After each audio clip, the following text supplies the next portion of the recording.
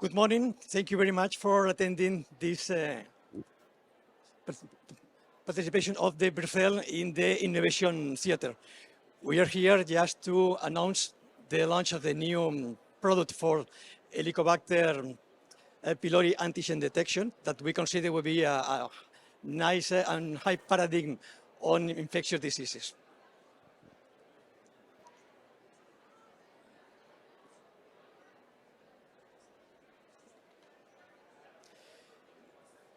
Okay. Yeah, okay, fair. Okay, perfect. So infection with Helicobacter pylori is a well-established root cause of ulcer gastric, and if it is not properly treated, it can continue and make a risk of a cancer. So this is a disease that should be detected, diagnosed, and treated, because if it will remain maintaining the symptoms, at the end it could produce a high damage, cancer, and also lymphoma. Even though this bacteria was first discovered in the late 80s, continues to be a hot topic, or the health hot topic, even in the mass media. It's quite common that people that is having symptoms know that Helicobacter pylori may be the origin of this infection and directly ask to the physician why I have the Helicobacter pylori because my friend or my neighbor have suffered about this disease. So there is a high concern about this kind of diseases.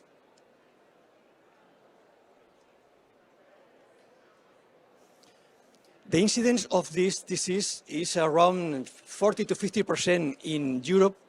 In non-developed countries, it's even higher, and the prevalence is continue along the age. So people having 60 or 78 years, the incidence could be approximately something like 80 to 90%.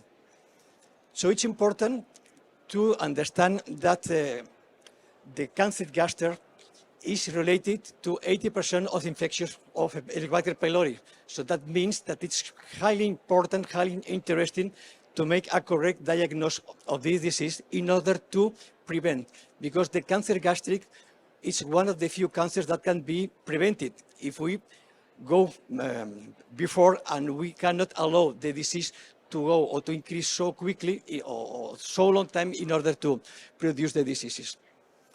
It's important that from the very beginning, it was discovered that the Helicobacter pylori infection or the bacteria react very well to the antibiotics, so clarithromycin, amoxicillin, but nowadays it has been seen that resistances to these antibiotics is even every time much growing.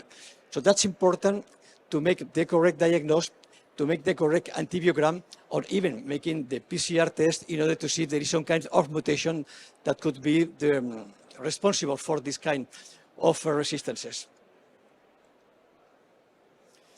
Due to the importance of Helicobacter pylori, due to the relevance of this disease, several national guidelines has been written in order to ask or to advise physicians how to treat and how to act regarding this infection.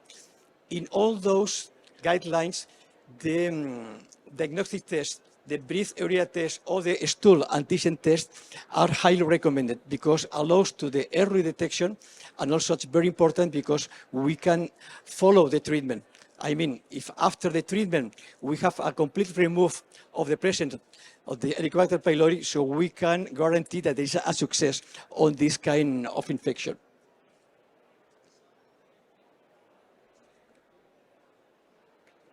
As you know, there are several approaches, several strategies in order to make the diagnostic, that we can sort it into invasive or non-invasive methods. The invasive method is the more classical one. So in this method, we need to perform an endoscopy. The endoscopy will introduce a kind of tube with a camera. We see the damage on the epithelium of the gastric, of even the duodenal.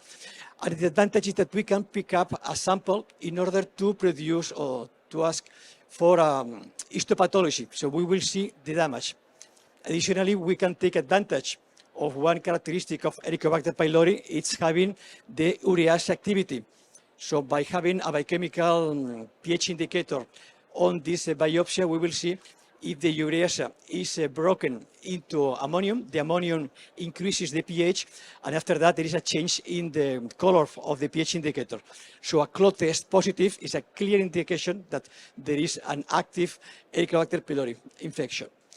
But unfortunately, you may have or may think that endoscopy is quite uncomfortable and even harmful. There's some risk for the patient, so the non-invasive test has become much more popular. The most common tests are the urea breath test. In that case, we use urea that has been marked with a specific isotope of carbonium. The metabolism of the Helicobacter pylori changing the urea into ammonium, and after that, as a residual product, we have the CO2. The CO2 is expelled, go to the lung, and after that, we can measure the isotopic activity of that one. This is one phase. The other way is to make the antigen detection. In that case, we are detecting particles or proteins that has been released from the Helicobacter pylori activity into the human feces. Now it's considered one of the most common assays. There are three main technologies for stool antigen test. It's a chemiluminescence, ELISA, and also rapid test. Later on, we will see which are the advantages and the disadvantages of all of them. And finally, we have the serology test. Serology test was the first test discovered or used for the diagnosis of Helicobacter pylori. We are detecting antibodies, IgG, and also IgA. The IgA, as it is a bacteria causing pain into the mucosa, the IgA is the most recommended. Because of the appearance or the relevance of the stool antigen test, the serology tests are not so common use on the laboratory.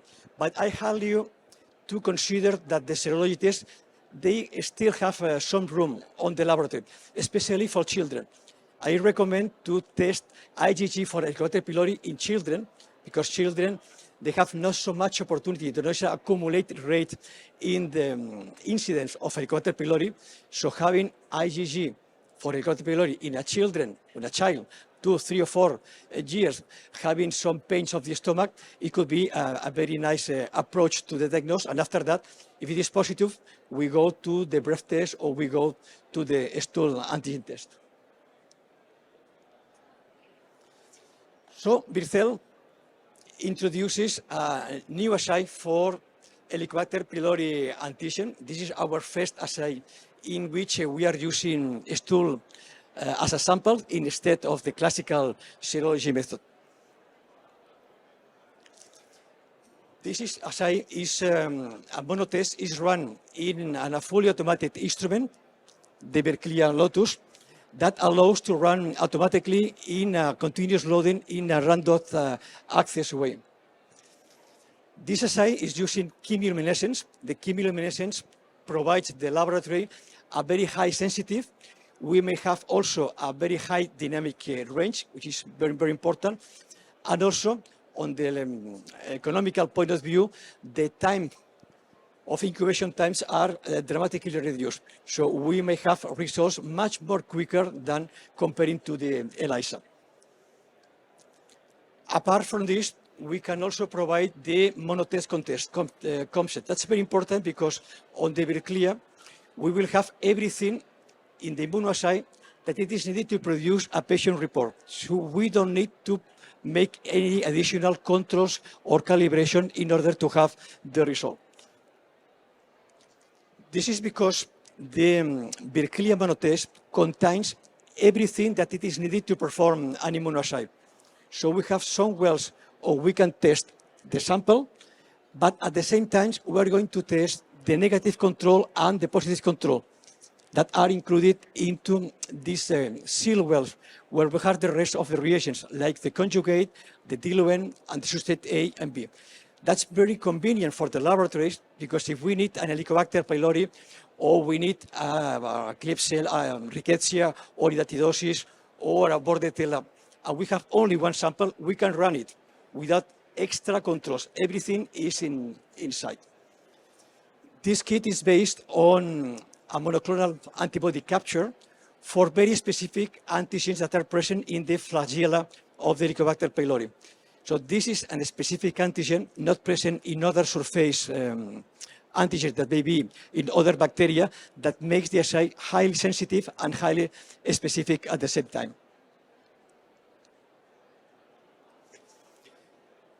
Sample that we need to run the stool antigen test is stool. Stool is a very complex sample because we cannot control viscosity, which is the chemicals, which are the material that could be. So we cannot test the faces or the stool samples directly. We need to make a kind of preparation, especially in a very high and sensitive assays. So we have two approaches. If we are going to run a rapid test, the rapid test has the advantage of including a filter into the sample path. That means that we can retain all the fibers, all the particles that may have been produced in the faces.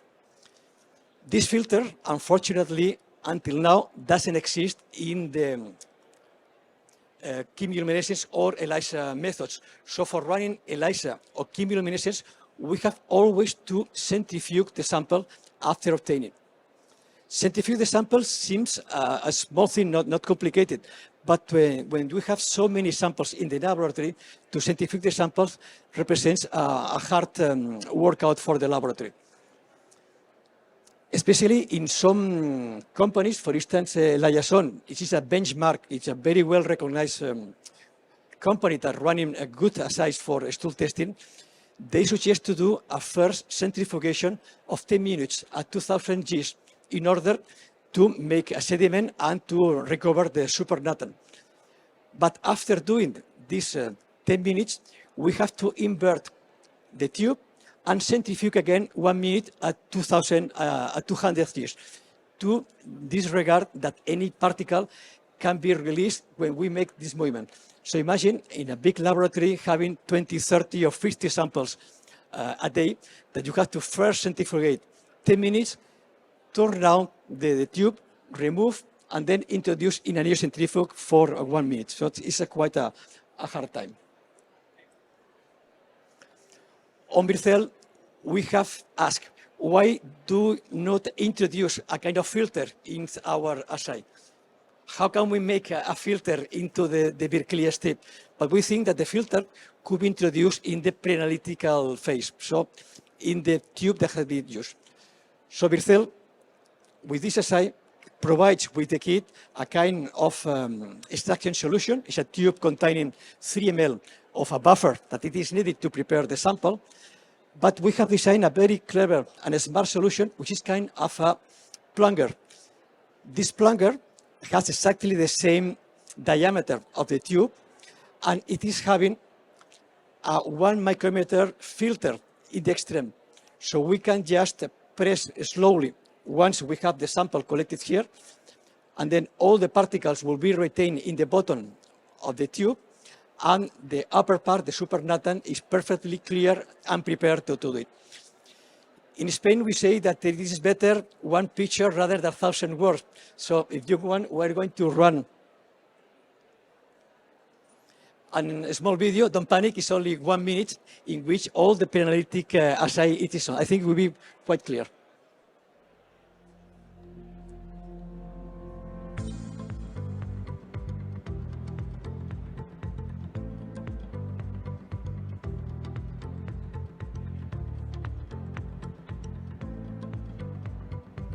This is the kit presentation. We include the swabs with the sponge one. This is the plunger that has an aluminum seal, the tubes. It's so easy. We take the sample. We just disperse inside the tube very rapidly because it's a buffer that allows this to happen. And after that, just going slowly, and then all the particles will be retained in the bottom. And in the upper part, we have the perfectly clear and filtered solution. If we have a big laboratory running this assay, so we can use this press in order to filter the 10 samples immediately. And after that, we remove the aluminium, and the assay can be introduced immediately into the sample carousel or the automat. So it makes that in less than approximately 25 seconds, we have one sample just prepared for running the Helicobacter pylori and allowing to run it immediately. This is the kit, but how does it work? It goes correct. So when we first developed this assay, we were thinking which was the predicate with the most important assay for comparison. So the most important assay was the Meridian ELISA assay. We have, with a panel of almost 170 samples, relative sensitivity of 97% and a relative specificity of 98%, which is considered nowadays the reference in the market. But we wanted not only to compare one assay, we wanted to see how we compare with other assays that are considered as a benchmark references. We consider that the assay for the SD biosensor, this is a lateral flow, but with fluorescence reactivity, so it's a very sensitive method, and the liaison assay. With a panel of 300 samples, we obtain a 94% correlation with the liaison, so we have 94% similar samples, and with the SD biosensor, we have 95%. So results VirClia compared to liaison or compared to SD biosensor are very, very similar on it. But we wanted to go further because we wanted not just to say a poor agreement, a poor concordance. We want to see which is the diagnostic value of this assay. In that case, because there is no reference method or gold standard, we built a kind of a consensus result. So from those 300 samples, we run with VirClia, we run with SD biosensor, we run with the liaison, and also all the discrepancies between the three assays were run with is considered today the reference, the Meridian assay.